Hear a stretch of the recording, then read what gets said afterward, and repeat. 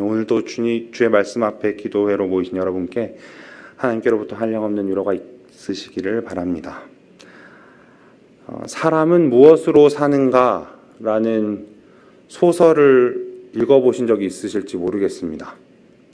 유명한 러시아의 소설가인 톨스토이가 지은 그리 길지 않은 이야기입니다.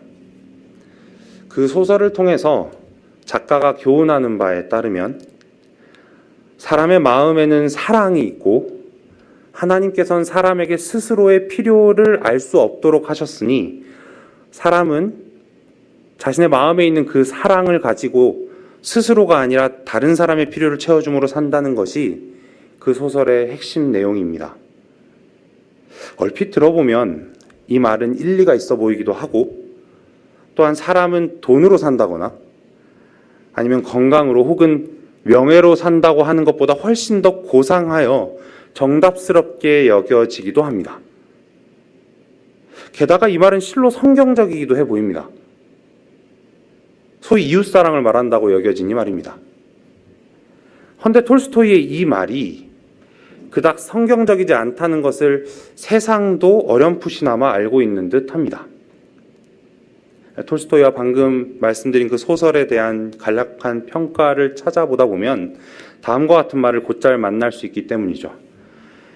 기존의 기독교에 실망한 톨스토이가 강조한 건 사랑과 자비와 비폭력을 강조하는 새로운 기독교였다. 다시금 사람은 무엇으로 사는가 라는 소설에서 교훈한다던 점을 생각해 보게 됩니다. 여러분, 톨스토이는 사람의 마음엔 사랑이 있노라고 전제하면서 자신이 교훈하고자 하는 바를 말했는데 과연 그런가요? 과연 저와 여러분의 마음엔 다만 사랑이 있습니까? 이 질문에 대해서 예수님 이렇게 말씀하십니다. 무엇이든지 밖에서 들어가는 것이 능히 사람을 더럽게 하지 못함을 알지 못하느냐? 이는 마음으로 들어가지 아니하고 배로 들어가 뒤로 나감이라. 이러므로 모든 음식물을 깨끗하다 하시니라. 또 이르시되 사람에게서 나오는 그것이 사람을 더럽게 하느니라.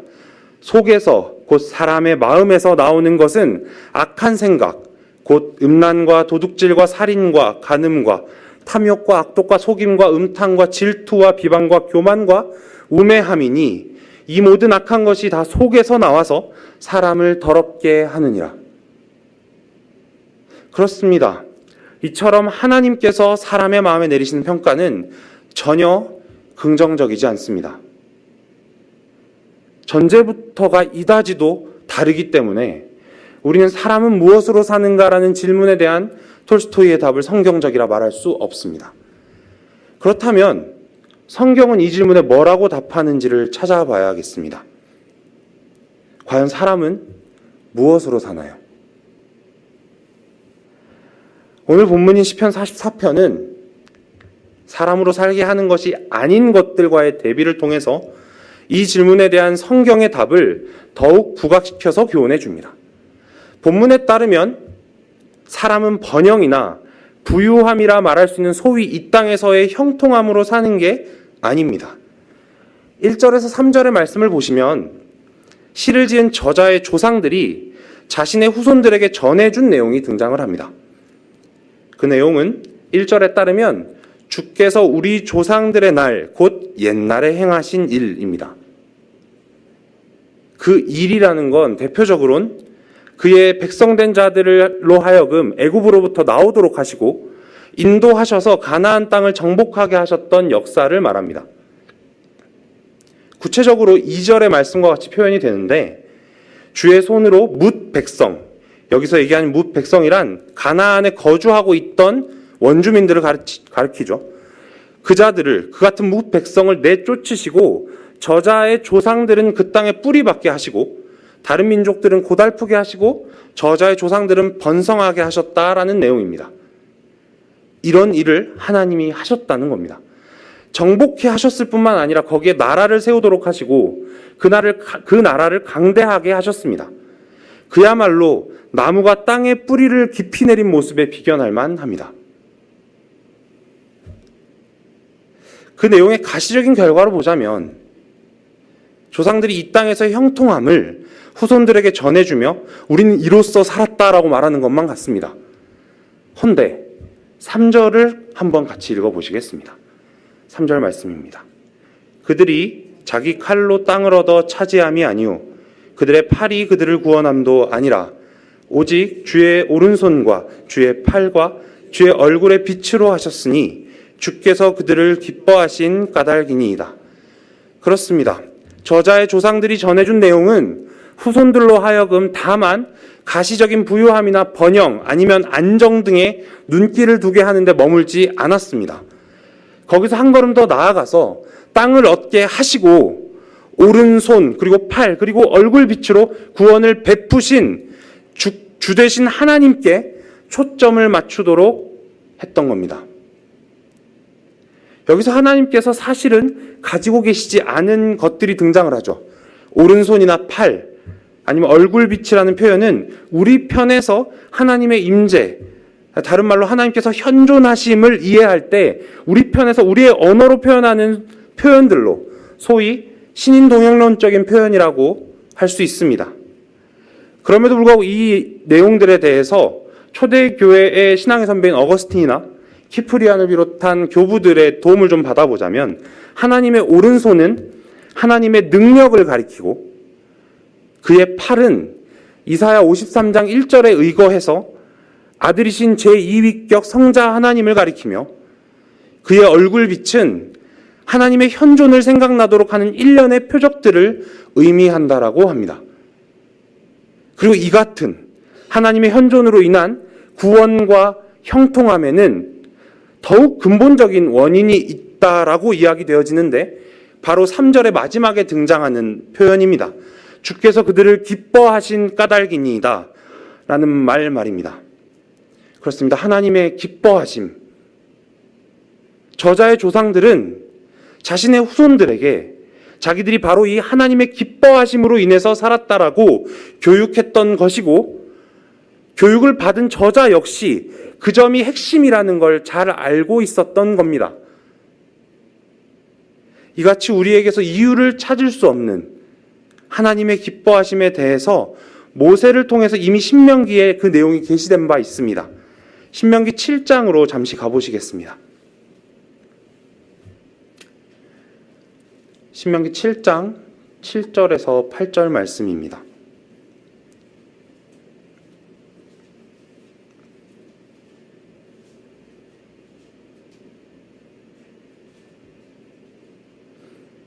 네, 같이 한번 읽어보시겠습니다. 여호와께서 너희를 기뻐하시고 너희를 택하심은 너희가 다른 민족보다 수요가 많기 때문이 아니니라. 너희는 오히려 모든 민족 중에서 가장 적으니라. 여호와께서 다만 너희를 사랑하심으로 말미암아 또는 너희 조상들에게 하신 맹세를 지키려 하심으로 말미암아 자기의 권능의 손으로 너희를 인도하여 내시되 너희를 그 종되었던 집에서 애굽 왕 바로의 손에서 속량하셨나니 그런즉 너는 알라 오직 내 하나님 여호와는 하나님이시요 신실하신 하나님이시라. 그래서 저자는 4절과 같이 오늘 본문의 4절과 같이 이것에 근거해서 하나님의 기뻐하심에 근거해서 하나님이여 주는 나의 왕이시니 야곱에게 구원을 베푸소서라고 기도하고 있는 겁니다. 사실 조상들로부터 들은 바 옛적에 하나님께서 행하신 일과 지금 이 저자 사이의 시간적인 간격은 그렇게 짧지 않습니다. 그렇게 시간은 변했습니다. 그리고 그 시간을 살아가는 사람도 대를 이어서 변했습니다. 하지만 그 시간의 창조자 되신 하나님께서는 변치 않으시는 분이십니다. 그리고 하나님께서는 조상들을 보존하시고 다스리시는 왕이셨듯이 저자의 왕이실 뿐만 아니라 택하여 부르신 모든 자들의 왕이 되십니다. 그렇게 하나님의 백성된 자들이 자기의 구원을 두고 간구할 유일한 대상은 오직 하나님뿐이신 겁니다. 이처럼 저자는 조상들에게 들은 하나님에 대한 지식이 있었습니다. 뿐만 아니라 그는 자신의 삶 가운데서도 하나님께서 일하시리라는 확신에 차 있었습니다. 그래서 5절에 확인하게 되는 바대로 자신이 대적을 누르고 우리를 치려고 일어나는 자를 밟을 것이라고 호기롭게 선포합니다. 그런데 주목해야 할 것은 그 같은 일에 대해서 그처럼 스스로 호기롭게 얘기한 선포에 있어서 저자가 확신을 가지게 되는 근거입니다. 바로 주를 의지하여 주의 이름으로와 같이 저자는 지금 조상들로부터 배운 바 하나님을 의지하고 그 이름에 기대어서 확신에 찰 수 있었던 것입니다. 그래서 저자는 6절과 같이 나는 내 활을 의지하지 아니할 것이라 내 칼이 나를 구원하지 못하리이다 라고 고백하며 스스로가 조상들과 같은 자리에 선다고 말합니다. 이 확신과 이 단언이 얼마나 확고부동한 것이었던지 이어지는 7절과 8절에서는 아예 마치 이미 일어난 일인 마냥 과거 시제를 사용하기까지 합니다. 이처럼 과거 시제를 사용해서 확실히 있을 미래 사실에 대해서 사용하는 건 히브리어에선 종종 있는 일입니다.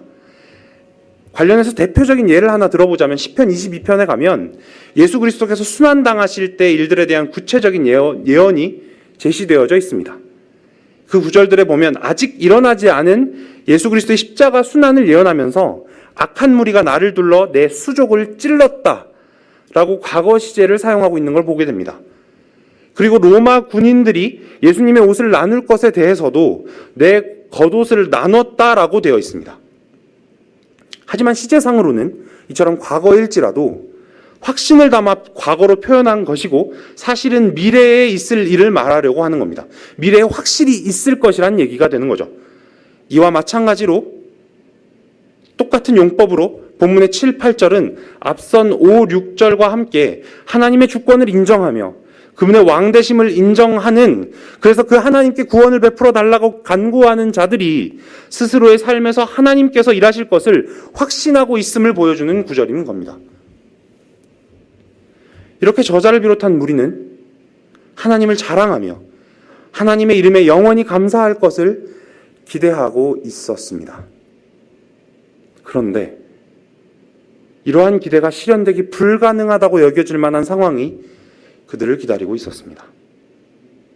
이어지는 9절로부터 16절까지를 보면 앞선 9절에서 조상들과 같은 삶을 기대하고 있던 저자가 맞닥뜨리게 된 황당한 상황이 잘 묘사되어 있습니다. 9절 말씀에서 확인할 수 있듯이 저자에게 닥친 상황은 간단히 말해서 전쟁에서 패하는 것이었습니다. 이제 우리나라에서 전쟁에 대한 기억은 잊혀져 가고 있는 게 사실이라서 이 부분에 대한 이해는 다소 제한적일 수밖에 없습니다. 저 스스로도 역시 그렇듯이 말입니다. 그렇다고 해도 전쟁 그 자체의 참상도 말 못할 노릇인데 지금 여기에 표현되어진 바대로 하자면 저자는 지금 그 전쟁에서 패할 때 겪게 되는 비참함을 겪고 있습니다. 그 비참함이야 더욱 이루 말할 필요가 없을 것이 자명합니다. 그런 의미에서 요즘 우리가 살아가는 삶 가운데 경험하는 어려움들 가운데 대부분은 어쩌면 사실 본문의 저자가 경험하고 있는 이 패전의 상황에 비할 것이 못 된다고 말할 수 있을지 모르겠습니다. 그런데 그와 같은 상황에 대한 절절한 묘사를 살펴볼 때 우리의 눈길을 끄는 게 한 가지 있습니다. 바로 그 주어가 주께서라는 단어가 지속적으로 반복하여 제시되고 있다는 것입니다. 원어상으로는 이 시가 하나님께 기도하는 내용이기 때문에 주께서라는 단어는 히브리어 원어상으로는 당연히 2인칭 단수로 표현되어 있습니다. 결국 우리를 대적에게서 돌아서게 하시며 우리를 잡아먹힐 양처럼 넘겨주시고 여러 민족 중에 우리를 흩으시는 분은 바로 이 기도를 들으시는 하나님인 겁니다. 또한 자기 백성을 헐값에 파시고 우리로 이웃에게 욕을 당하게 하셔서 그들로 우리를 둘러싸고 조소하고 조롱하도록 하시는 분 역시 하나님이신 겁니다. 그래서 우리로 뭇 백성 가운데 이야기거리가 되게 하시고 민족 중에 머리 흔들림을 당하게 하신 분은 하나님이신 겁니다. 결국 가지고 있던 기대와는 달리 이제는 주께서 우리를 버려 욕을 당하게 하시고 우리 군대와 함께 나아가시지 않게 되는 상황을 저자는 경험하고 있는 겁니다. 그 결과 시편 기자는 15절, 16절 말씀처럼 원수와 복수자들, 다시 말해서 대적들이 비방하고 욕하는 소리는 넘치고 자신은 능욕과 수치를 당하고 있노라고 말합니다. 그런데 이어지는 17절, 18절 말씀을 보면 이어지는 이러한 상황에도 불구하고 저자를 비롯한 무리가 범상치 않은 반응을 보입니다. 함께 두 구절을 읽어보시겠습니다. 이 모든 일이 우리에게 임하였으나 우리가 주를 잊지 아니하며 주의 언약을 어기지 아니하였나이다. 우리의 마음은 위축되지 아니하고 우리의 걸음도 주의 길을 떠나지 아니하였으나. 이 구절들로 우리는 하나님의 백성에게 마땅하고도 자연스럽게 허락되는 바, 하나님의 기뻐하심에 대한 바른 이해를 지금부터 확인할 수 있게 됩니다. 사실 앞선 1절에서 8절까지의 말씀만 가지고서는 이 땅에서의 형통함과 하나님의 기뻐하심을 등호로 연결짓는 우를 범하기 쉬운 게 우리입니다. 하지만 그처럼 이해하는 건 이사야 55장에 게시된 바 여호와의 말씀에 내 생각은 너희 생각과 다르며 내 길은 너희 길과 달라서 하늘이 땅보다 높음 같이 내 길은 너희 길보다 높으며 내 생각은 너희 생각보다 높으리라 는 말씀에 대한 인정이 없는 일종의 오해입니다. 하나님의 기뻐하심은 저와 여러분이 생각하는 기뻐함과는 분명히 다릅니다. 그렇기에 하나님의 기뻐하심은 다만 이 땅에서 형통함일 뿐이라고 절대 생각할 수 없습니다. 하나님께서는 9절에서 16절까지 묘사된 것처럼 택한 백성을 인도하시기도 하며 그리하시기를 기뻐하십니다. 이 사실은 분명히 사람의 이해로는 불가해한 겁니다. 사람의 입장에서는 하나님의 기뻐하심은 내 기뻐하는 것과 동일해서 스스로에게 쉽고 달콤하기만 했으면 좋겠다라고 여겨집니다. 그런데 그 같은 소망은 우리의 부패로부터 나오는 겁니다. 오히려 하나님께서 자녀 삼으신 새 영을 선물 받은 백성에게 있어서는 9절에서 16절까지의 상황에서도 방금 읽은 17절부터 18절까지와 같은 그러한 반응이 자연스러이 나오는 것입니다.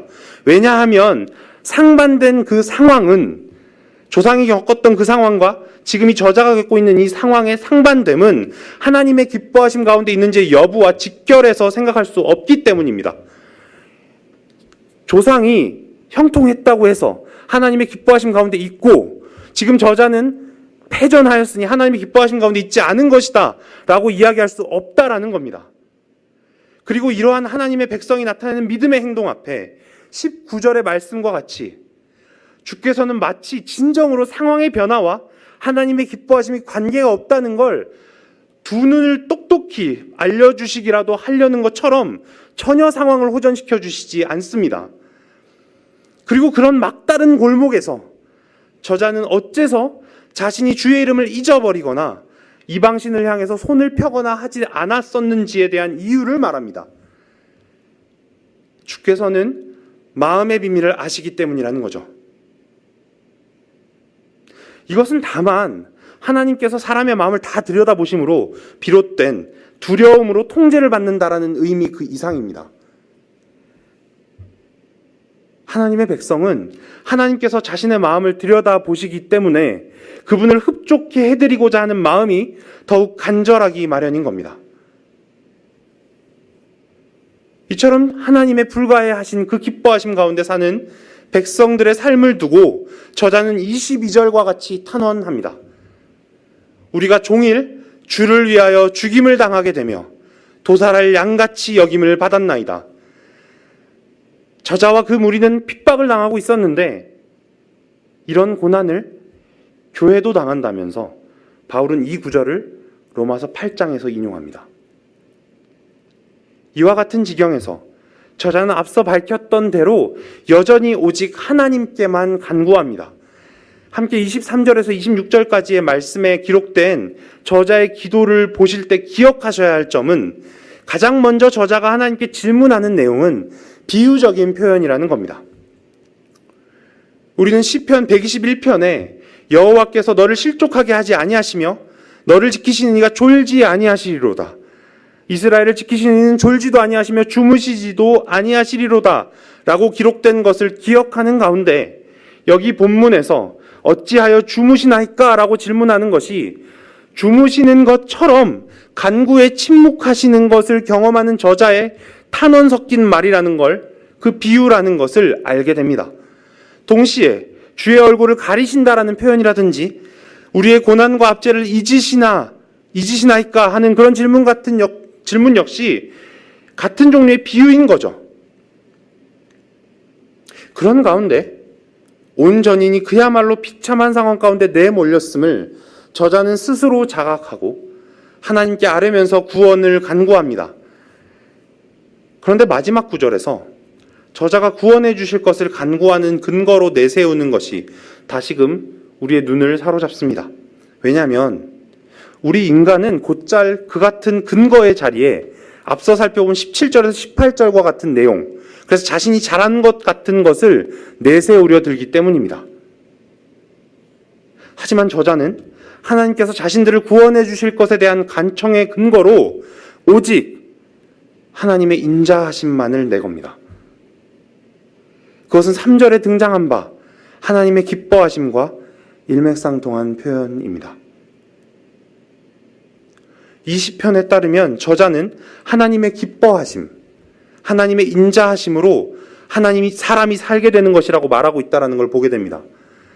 그런데 제가 오늘 설교 말씀의 제목을 사람은 무엇으로 사는가가 아니라 신자는 무엇으로 사는가라고 해둔 것을 보실 수 있을 겁니다. 신자는 무엇으로 사는가? 라는 질문 앞에 우리는 종교개혁 시대에 오직 믿음이라는 모토의 근거 구절이 되었던 로마서 1장 17절의 말씀이자 거기서 바울이 구약의 하박국으로부터 인용했던 말씀을 떠올립니다. 의인은 믿음으로 말미암아 살리라. 그렇다면 이 의인은 믿음으로 말미암아 살리라라는 말씀과 제가 방금까지 오늘 본문을 풀어오는 가운데 말씀드린 하나님의 기뻐하심으로 산다는 것을 통해서 우리는 신자로 하여금 살게 하는 게 두 가지라고 말하게 되는 걸까요? 그렇지 않습니다. 이와 관련해서 하이델베르크 요리문답이 우리에게 바른 이해를 제공해 줍니다. 함께 시편 찬송가 394페이지에 있는 하이델베르크 요리문답 20문에서 22문까지를 읽어보시겠습니다. 394페이지에 있는 말씀입니다.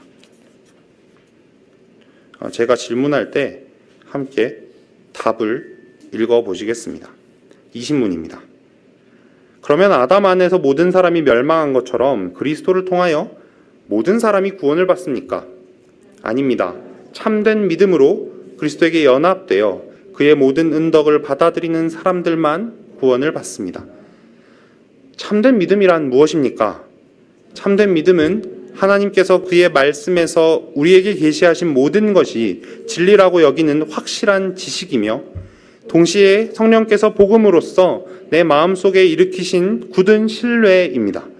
곧 순전히 은혜로 오직 그리스도의 공로 때문에 하나님께서 죄사함과 영원한 의로움과 구원을 다른 사람뿐 아니라 내게도 주심을 믿는 것입니다. 그러면 그리스도인은 무엇을 믿어야만 합니까? 복음에 약속된 모든 것을 믿어야 합니다. 이 복음은 보편적이고 의심할 여지 없는 우리의 기독교 신앙의 조항들인 사도신경이 요약하여 가르쳐 줍니다. 결국 20문에서 말하는 대로 구원을 받는 사람은 참된 믿음을 수단으로 하여 그리스도께 연합되고 그 모든 은택을 받아들이는 자라고 정리할 수 있습니다.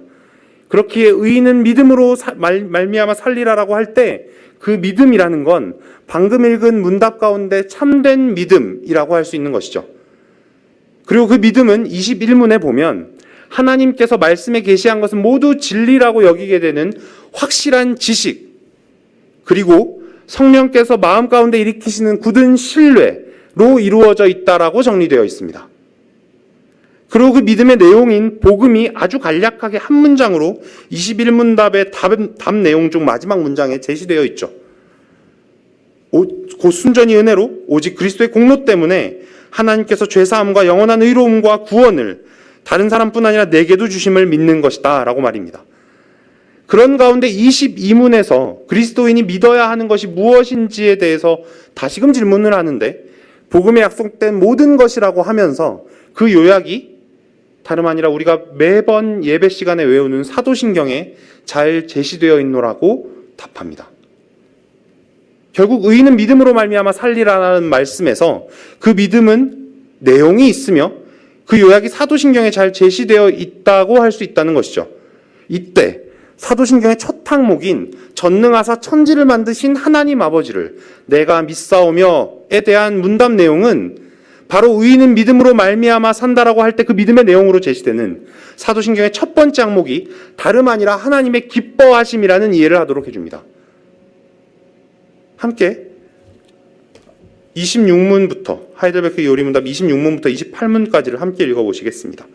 앞선 20문에서 22문답을 읽을 때와 같이 읽도록 하겠습니다. 전능하신 성부 하나님, 천지의 창조주를 나는 믿사오며 라고 고백할 때 당신은 무엇을 믿습니까? 우리 주 예수 그리스도의 영원하신 아버지께서 아무것도 없는 중에서 하늘과 땅과 그 가운데 있는 모든 것을 창조하셨고 또한 그의 영원한 작정과 섭리로서 이 모든 것을 여전히 보존하고 다스리심을 믿으며 이 하나님께서 그의 아들 그리스도 때문에 나의 하나님과 나의 아버지가 되심을 나는 믿습니다. 그분을 전적으로 신뢰하기에 그가 나의 몸과 영혼에 필요한 모든 것을 채워주시며 이 눈물 골짜기 같은 세상에서 당하게 하시는 그 어떠한 악도 합력하여 선을 이루게 하실 것을 나는 조금도 의심치 않습니다. 그는 전능하신 하나님이시기에 그리하실 수 있고 신실하신 아버지이시기에 그리하시기를 원하십니다. 27문입니다. 하나님의 섭리란 무엇입니까? 섭리란 하나님의 전능하고 언제나 어디나 미치는 능력으로 하나님께서 마치 자신의 손으로 하듯이 하늘과 땅과 모든 피조물을 여전히 보존하고 다스리시는 것입니다. 그리하여 잎새와 풀, 비와 가뭄, 풍년과 흉년, 먹을 것과 마실 것, 건강과 질병, 부와 가난, 참으로 이 모든 것이 우연이 아니라 아버지와 같은 그의 손길로 우리에게 임합니다. 하나님께서 모든 것을 창조하시고 섭리로서 여전히 보존하심을 아는 것이 우리에게 어떤 유익을 줍니까? 우리는 그 어떠한 역경에서도 인내하고 형통할 때 감사하며 또한 장래일에 대해서도 우리의 신실하신 하나님 아버지를 굳게 신뢰하여 어떠한 피조물이라도 우리를 하나님의 사랑에서 끊을 수 없으리라 확신합니다. 모든 피조물이 완전히 하나님의 손안에 있으므로 그의 뜻을 거슬러 일어나거나 되는 일은 하나도 없습니다. 저와 여러분들은 사도신경의 이 첫 항목을 타성에 젖어서 외울 때면 이내 곧 이 항목에서 우리가 고백하는 신앙은 하나님께서 창조주이시다라는 정도지라고 생각하기 쉽습니다.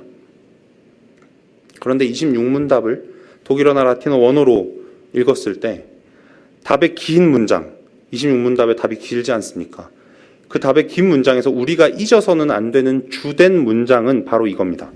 우리 주 예수 그리스도의 영원하신 아버지께서 그의 아들 그리스도 때문에 나의 하나님과 나의 아버지가 되심을 나는 믿습니다. 입니다.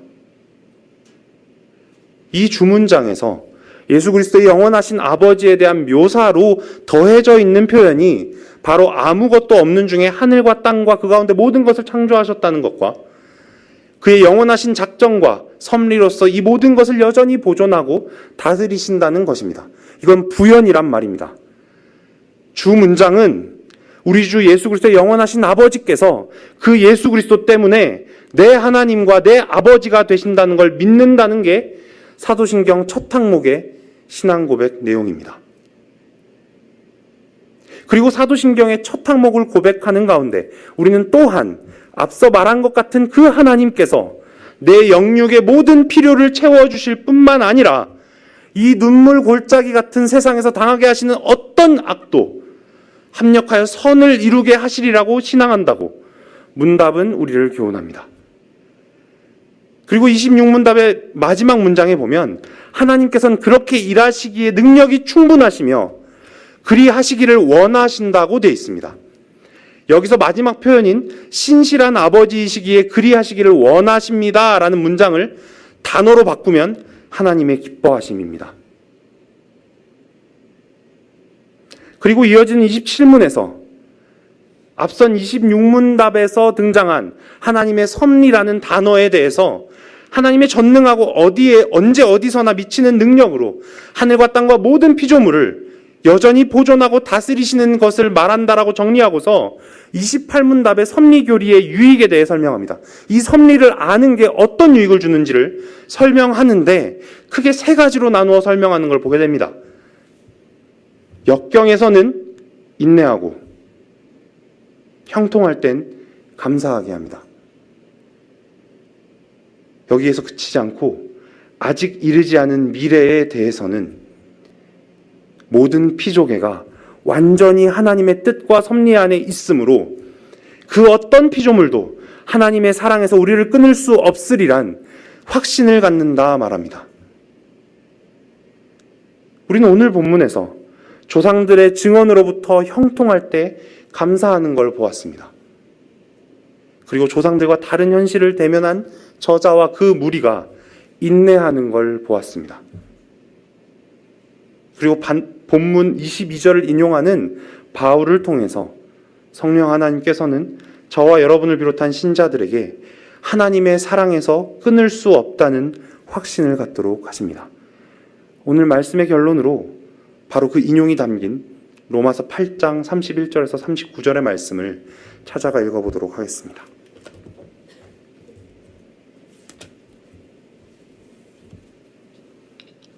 로마서 8장 31절에서 39절의 말씀입니다.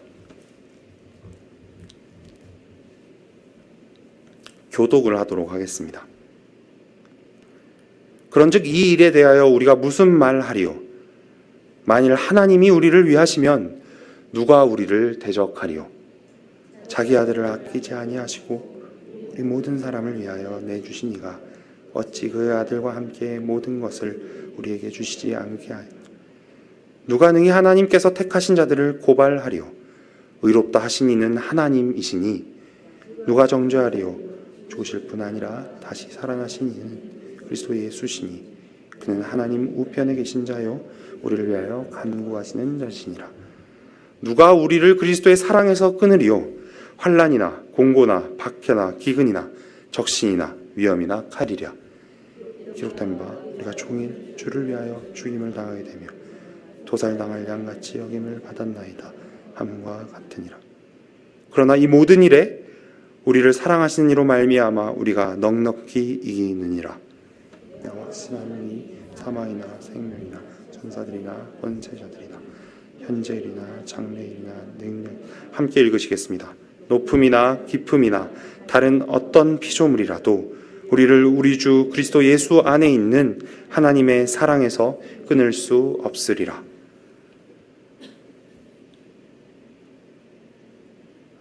이 내용을 기억하시고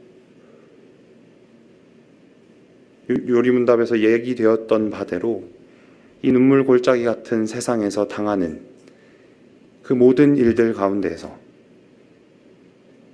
그 모든 일들을 합력하여 선을 이루게 하실 하나님을 기대하시며 하나님의 자녀로서 이 땅 가운데 살아가시는 저와 여러분들 되길 바랍니다. 찬송